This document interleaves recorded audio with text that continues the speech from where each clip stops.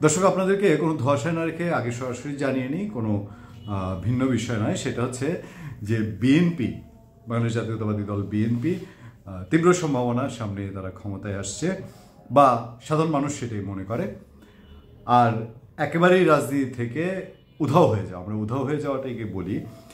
উধাও হয়ে যাওয়া বাংলাদেশ আওয়ামী লীগ, বাংলাদেশের সবচেয়ে পুরনো রাজনৈতিক দল, সেই দলকে নিয়ে আমরা বলি বিএনপি যতটা এখন সারা দেশে প্রভাব প্রতিপত্তিময়, আওয়ামী লীগ উধাও হয়ে গিয়েও একটা প্রচ্ছন্ন ছায়ার মতন রাজনীতিতে সব জায়গায় বিচরণের মতন একটা অবস্থা। নানান কিছুই ঘটে, অনেক কিছুই ঘটে। এবং দেখবেন যে বিএনপিকে এক সময় যখন, বা জামাতে ইসলামীকে এক সময় যখন আওয়ামী লীগের মন্ত্রীরা তাদের আলোচনায় জিয়ে রেখেছিলেন, এখন সরকারের বিভিন্ন উপদেষ্টা এবং বৈষম্যবিরোধী ছাত্র আন্দোলন এবং হচ্ছে জাতীয় নাগরিক ঐক্য, এরা সবাই তাদের বক্তৃতা বিবৃতিতে নানান সময় কখনো আওয়ামী লীগ, কখনো ছাত্রলীগ, কখনো ফেসিবাদ, সেগুলোর মধ্যে দিয়েই আওয়ামী লীগকে একটা প্রচ্ছন্ন ছায়া শক্তি হিসাবে বিবেচনা করে কিনা। এখন বিএনপি খুব তীব্র সম্ভাবনার একটা দ্বার খুলেছিল। তারা নিজেরা সরাসরি আন্দোলন থেকে আওয়ামী লীগ সরকারকে 16 বছর পতন করতে পারেনি, এরকম একটা তাদের উপরে ব্যর্থতার গ্লানি বিশেষ করে বৈষম্যবিরোধী ছাত্র আন্দোলন তারা দিতে চায়। এবং তারা ক্রেডিটটা, যে আন্দোলনের বিজয়ের যে ক্রেডিট, সেটা বৈষম্যবিরোধী ছাত্র আন্দোলন বা ছাত্ররা তাদের মধ্যে নিজেদের রাখতে চায়। আর বিএনপি বলে যে এককভাবে এই ক্রেডিট নেবেন না, এই সফলতা একক আপনাদের না, আমরা 16 বছর ধরে প্লট তৈরি করেছি বলে আজকে এই অবস্থা। সেই জায়গাটা একটা ধাক্কা।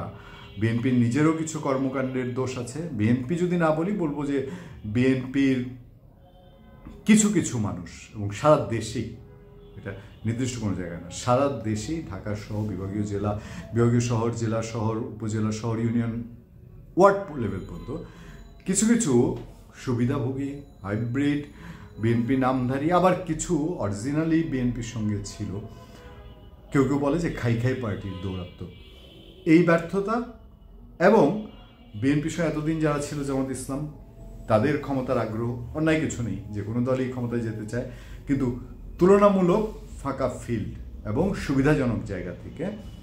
আর যদি বলি যে যেহেতু জামাত সমর্থিত বলেই বলা হয় বৈষম্যবিরোধী ছাত্র আন্দোলন বা এই আন্দোলন, কোটা বিরোধী আন্দোলন, এবং তাদের মধ্যে দিয়ে কিংস পার্টি বলি, যা বলি, তারা সবাই মিলে বিএনপিকে কিছুটা কি ওই বিএনপির দুর্বলতাটা সামনে এনে একটু কোণঠাসা করতে পেরেছে কিনা, যে জন্য বারবার তারা বলছে যে এক দখলদার এক চাঁদাবাজ গিয়ে আরেক চাঁদাবাজ, বা সামনে যারা ক্ষমতায় আসতে চায় তারাও চাঁদাবাজি করতে চায়, তারাও খাই খাই করতে চায়। জামাত নেতা, জামাতের আমির ডক্টর শফিক রহমান, তিনি বলছেন যে এই টাইপের দলগুলোই এখন তারা ক্ষমতায় যাওয়ার জন্য পাগল হয়ে গেছে। জামাত ক্ষমতায় গেলে চাঁদাবাজি করবে না, দখলবাজি করবে না।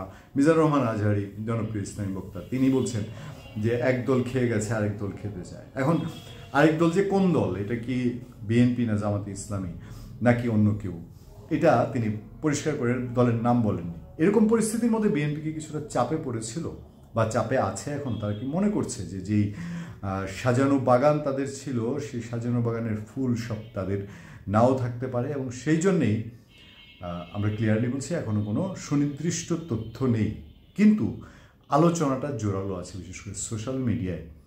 এবং অনেকেই আমাদেরকে প্রশ্ন করেন, ভাই আওয়ামী লীগের সাথে বিএনপির কি কোনো সমঝোতা হওয়ার সম্ভাবনা আছে, বা কি তারা নিজেরা তলে তলে কোনো যোগাযোগ করছে, বা জামাতকে, বৈষম্যবিরোধী ছাত্র আন্দোলন, তাদেরকে ঠেকানোর জন্য আওয়ামী লীগ বিএনপি কি এক হয়ে যেতে পারে? এরকম প্রশ্নের মুখোমুখি আপনারা কি হন? আমরা দেশ বিদেশ থেকে এই প্রশ্নের মুখোমুখি হই। কেউ কেউ এটা বলেন যে সাবির হোসেন চৌধুরীর সাথে আওয়ামী লীগের নেতা, তার সাথে ডক্টর মঈন খানের বৈঠক হয়েছে কিনা।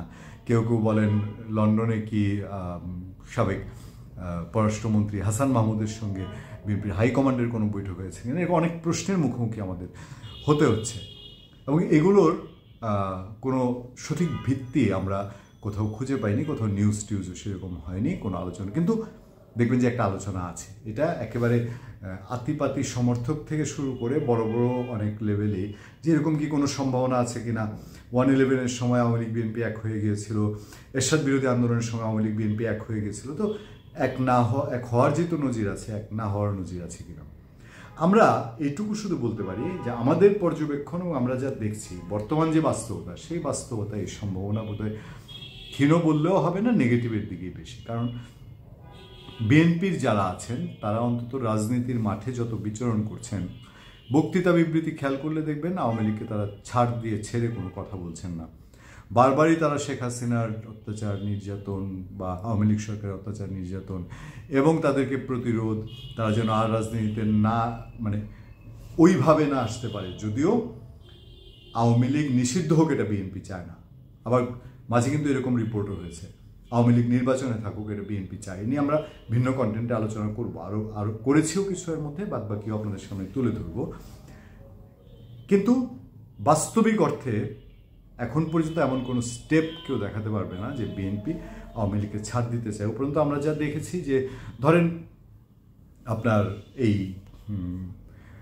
আওয়ামী ছাত্রলীগের প্রতিষ্ঠাবার্ষিকী 4 জানুয়ারি 2025-এ সারা দেশে ছাত্রদল খুব তৎপর ছিল কোথাও ছাত্রলীগ বের হয় কিনা, এবং কোথাও যদি সেরকম চেষ্টা করেছে ছাত্রদল, সেটা প্রতিরোধের চেষ্টা করেছে, ছাত্রদল পাহারায় ছিল, এরকম ঘটনা রয়েছে। এই যে চট্টগ্রামে পাঁচলাইশ থানার সাবেক ওসি নিজামুদ্দিন, তাকে বিএনপির লোকজন পাওয়ার সাথে সাথেই ধরে মোটামুটি উত্তম মধ্যম দিয়ে পুলিশের সোপর্দ করেছে এবং বলেছে তাকে অ্যারেস্ট করতে হবে।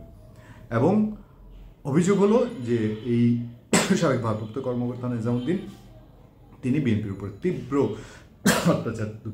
অত্যাচার নির্যাতন চালিয়েছেন। এগুলো কিন্তু বিএনপি শুধু না, বিএনপির অঙ্গ সংগঠন, ছাত্রদল, যুবদল, স্বেচ্ছাসেবক দল, তারা সবাই এই ব্যাপারে তৎপর। সুতরাং এখনও এই বিষয়ে কোনো সিদ্ধান্তে আসা যে বিএনপি আওয়ামী লীগের সঙ্গে ব্যালেন্স করছে, বিএনপি জামাতকে ঠেকানোর জন্য বা অন্য কোনো শক্তিকে ঠেকানোর জন্য করছে, তা কিন্তু নয়। বরঞ্চ গভীরে চিন্তা করলে বিএনপি এখনও খাদে পড়ে যাওয়ার মতো বা খাদের কিনারায় গিয়ে দাঁড়ায়নি। বিএনপির কে মূল্যায়ন করছে বর্তমান সরকার। আমরা যদি এমনিতে বাহ্যিক দৃষ্টিতে কিছু বিষয় দেখিও একেবারে মূল্যায়ন করছে না তা নয়। বিএনপির প্রায় সমস্ত নেতা তারা কারামুক্তি পেয়েছেন, বেগম খালেদা জিয়া চিকিৎসা দিতে যাচ্ছেন, এবং বিএনপির কোনো কর্মকাণ্ডের উপরে সেটা নেগেটিভ হোক পজিটিভ হোক কোনো ধরনের বাধা বিধি নিষেধ বর্তমান সরকার থেকে আসতে দেখা যাচ্ছে না।